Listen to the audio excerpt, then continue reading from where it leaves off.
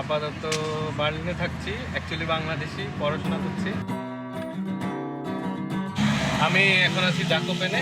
এটা অ্যাকচুয়ালি পোল্যান্ডের সাউথে, একদম বর্ডার লাইন, স্লোভাকিয়া এবং পোল্যান্ডের বর্ডারে। এবং এখানে দেখার মতো তো অনেক কিছু আছে। তার মধ্যে অলরেডি আমরা একটা জায়গা কভার করলাম, সেটা একটা হিল এরিয়া, এবং সেটা মাটি থেকে প্রায় 650 মিটার উপরে। তো আমরা এটাতে কেবল ট্রেনে করে গেলাম, কেবল ট্রেনে করে আসলাম। তো এরপর হয়তো আমরা একটা লেকে যাব, সেটা অনেক অ্যাট্রাকটিভ।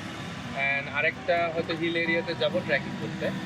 আর এই মুহূর্তে আমরা একটা কটেজে যাব আমাদের বিলঙ্গিংসগুলো রাখার জন্য। এই তো।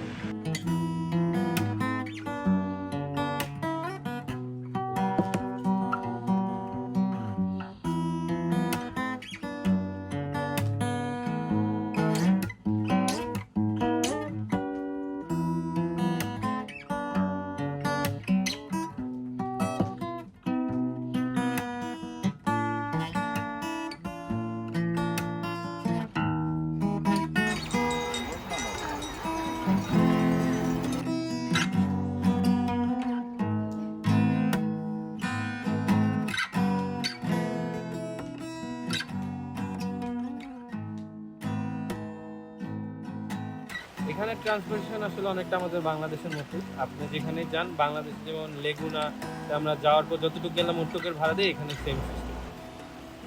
আসলে এখনের অনুভূতিটা হচ্ছে এখন একটু সন্ধ্যা সন্ধ্যা হয়ে আসতেছে, আর আমরা এখন ঝর্ণার সামনে আছি।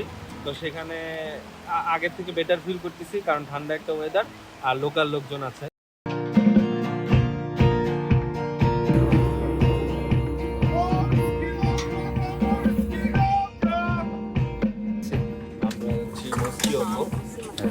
এখানে লেক আছে আর পাহাড়ের একটা চূড়া আছে, অনেক সুন্দর। জাকোপানা থেকে এখানে আসতে হলে ফার্স্টে জাকোপানা থেকে লেগুনার মতো, যেটা বাংলাদেশে, ওটাতে করে আসতে হবে একটা জায়গায়। তারপর সেখান থেকে ঘোড়ার গাড়ি নিয়ে তারপর আমরা মুর্শিদাবাদে যাবো।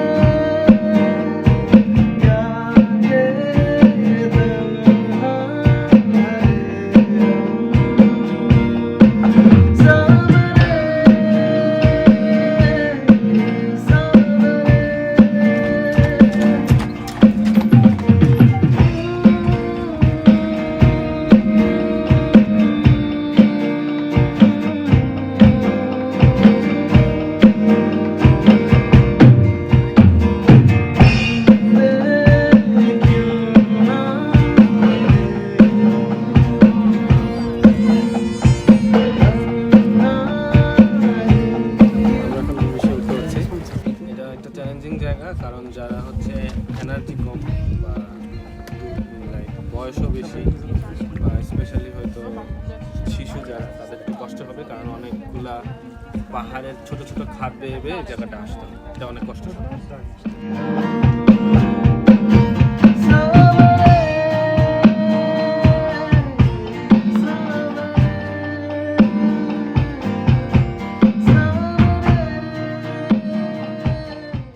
তো সব মিলে বলতে পারি জাকোপানের ট্যুরটা অনেক ভালো, এনজয়েবল, ওয়েদারটাও ভালো। আর যারা আসলে পাহাড় বা হিলস এরিয়া পছন্দ করে তাদের জন্য অনেক ভালো।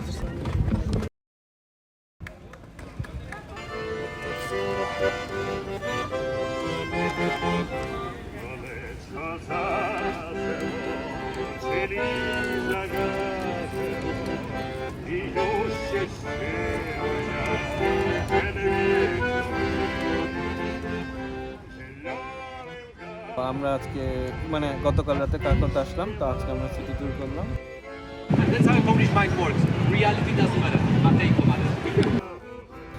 তার মধ্যে ক্যাথেড্রাল, একটা ওল্ড ইউনিভার্সিটি যেটা প্রায় 600 বছর আগে। একটা ইম্পর্টেন্ট জিনিস বুঝতে পারলাম যে ড্রাগন এখানে খুব একটা ইম্পর্টেন্ট ইস্যু। ড্রাগনের মনুমেন্ট আছে, সেটার মধ্যে ওরা ফায়ার দিচ্ছে এবং এটাকে লাইভ ড্রাগন বলছে, বিকজ এখানে যে মনস্ট্রি মানে যারা কিংডম ছিল তাদের একটা পার্ট ছিল ড্রাগন। আর আমরা এখন বসে আছি একটা রিভারের সামনে, এটা অনেকটা ফেমাস। টাউন হল থেকে নেমে গেছে এই রিভারটা।